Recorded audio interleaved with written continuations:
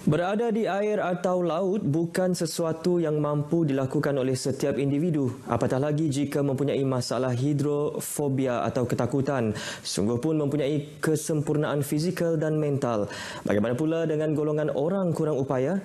Bersama wartawan Monica Gary menyingkap latihan selam skuba anjuran Dive Hard Borneo Siri 1 bersama golongan orang kurang upaya di Kuching.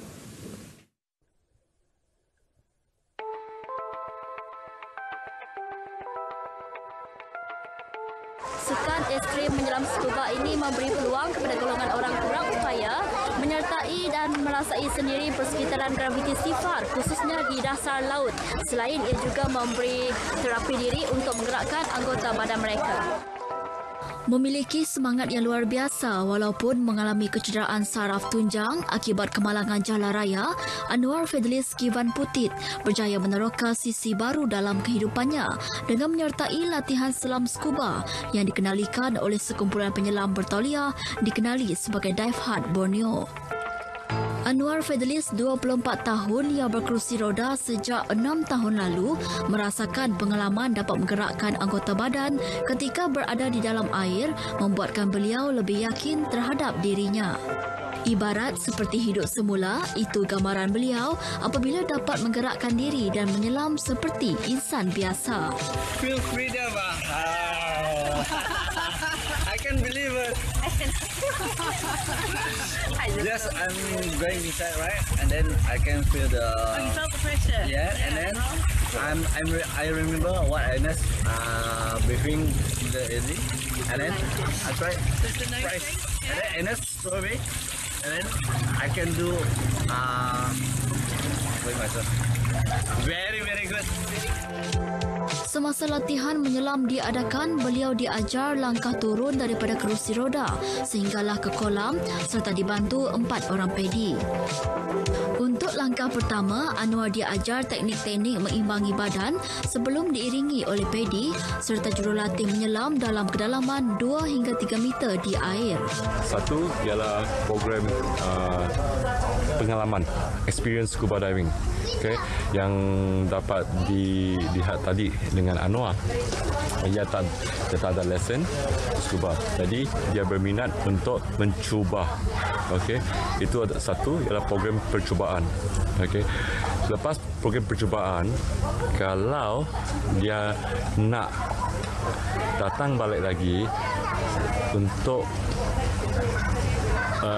buat macam full practice untuk macam kamu pergi fitness center lah bersenam, okey. Jadi seorang pun boleh buat program macam tu untuk dia. Tiap-tiap kali seorang ada program di swimming pool, dia boleh datang. Okey.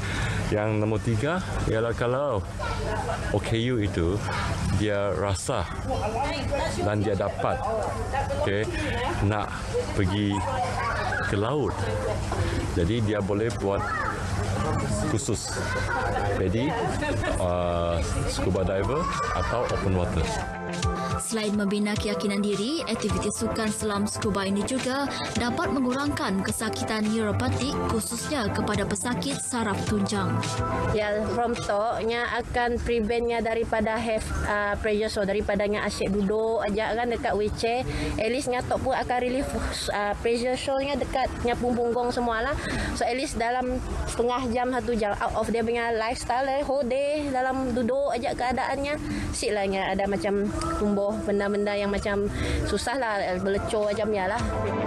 Di negara ini, Dive Hard beroperasi sejak tahun 2000 dan merupakan sebuah organisasi bukan bermotifkan keuntungan yang telah membantu banyak komuniti seperti golongan cacat pendengaran dan penglihatan serta yang mengalami lumpuh pinggang ke bawah serta kehilangan anggota badan.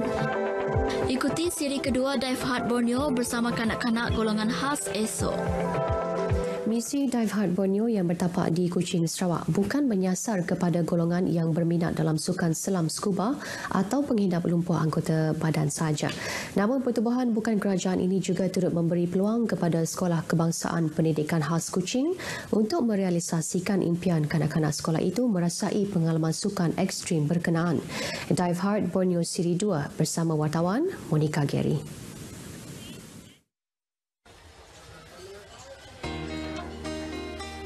Kebiasaannya sering kita lihat kanak-kanak akan menggunakan pelampung kecil untuk berada bersama ibu bapa dalam kolam renang. Namun, 4 kanak-kanak dari SK Pendidikan Khas Kuching berumur lingkungan 10 sehingga 12 tahun tampil diiringi ibu bapa serta guru masing-masing menyahut cabaran mencuba latihan selam buat pertama kalinya. Jadi pada saya, kenapa tidak saya mencuba untuk anak murid saya dengan kebenaran ibu bapa untuk melihat sesuatu yang lain daripada kebiasaan, dan pada saya program seperti ini juga mampu meningkatkan lagi keyakinan di kalangan murid-murid. Inisiatif ini membuktikan kanak-kanak kurang upaya juga perlu diberi peluang mencuba sesuatu yang luar kebiasaan mereka. Sebelum memasuki kolam, kanak-kanak tersebut serta ibu bapa dan guru diberi taklimat tentang peralatan dan keselamatan terlebih dahulu oleh pengurus Dive Heart Borneo, Ernest Teo.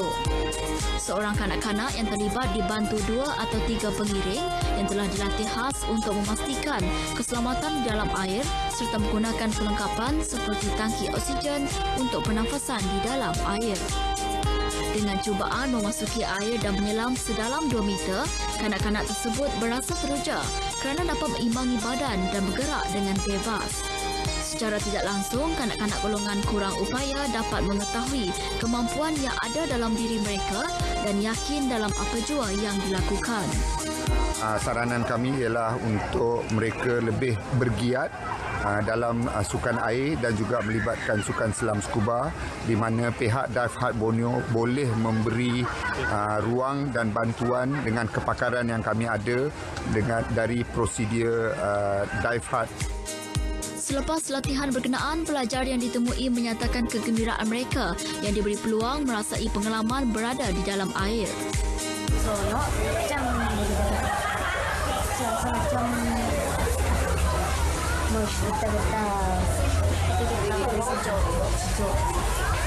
Pandai berenang tak?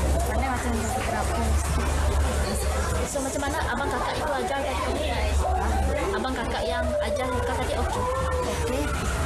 Dapat ikut? Suka ke? Suka. Udah tak kelak bawa lagi sih. Sebagai pengasas scuba pakai berapa kali? Berapa kali dah masuk air?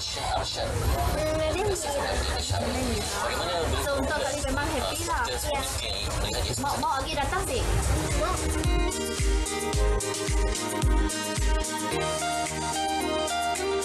Program Dive Heart Borneo ini telah diperkenalkan dan dilaksanakan di Borneo sejak tahun 2017 dan ia telah memberi peluang kepada lebih 15 orang kurang upaya untuk menikmati sendiri keunikan penyelam di dasar laut. Dan kali ini sesi pertama kali mereka dibuat melibatkan sekolah pendidikan khas. Monica Giri, RTM. Dive Heart Borneo. Boleh!